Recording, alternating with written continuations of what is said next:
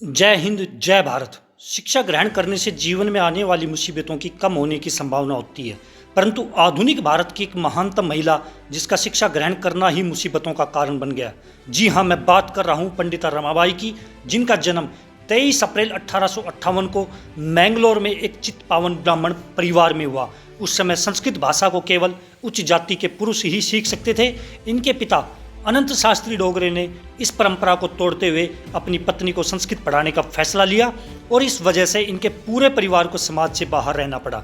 यहीं से इनके जीवन का संघर्ष शुरू हो जाता है। यदि आप इस संघर्ष के बारे में जानना चाहते हैं तो वीडियो को पूरा सुने। इनके पिता पूरे परिवार के साथ देश भर में घूमकर पुराणों की कथाएं सुनाते थे। इन कष्ट भरे दिनों में ही रमाबाई ने संस्कृत और पुराणों का अध्ययन किया।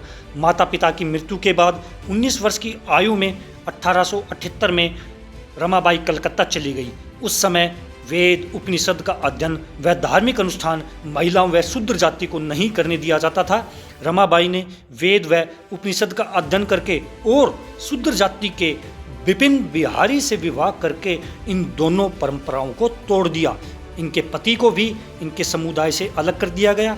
विवाह के 2 वर्ष पश्चात पति की मृत्यु हो गई और 24 वर्ष की आयु में ही रमाबाई विधवा हो गई।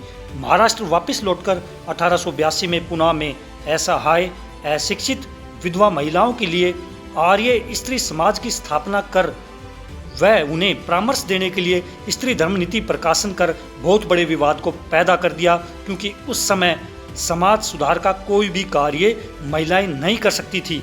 रमाबाई ने एक अंग्रेज अधिकारी से बात करके महिलाओं को उच्च शिक्षा देने की सिफारिश भी की, परंतु इस कठोर परंपरा के सामने रमाबाई का ये मिशन असफल हो गया। इस प्रकार रमाबाई इन ब्राह्मणवादी व समाज के विचारों से बिल्कुल टूट चुकी थी। अब इन्होंने एंग्लिकन चर्च में जाकर ईसाई धर्म को अपनाया और यहाँ पर भी पुरुष प्रधान के विरोध का सामना करना पड़ा। यहाँ के बिशप को महिलाओं के द्वारा दी जाने वाली शिक्षा का कार्य अच्छा नहीं लगा। इस प्रकार इनकी पूरी जीवन यात्रा पुरुषों के खिलाफ संघर्ष, हिंदू महिलाओं के उत्पीड़न पर संघर्ष और ईसाई बिशप के विरुद्ध संघर्ष करते हुए 5 अप्रैल 1922 को केड़ गांव में समाप्त हो गई। धन्यवाद।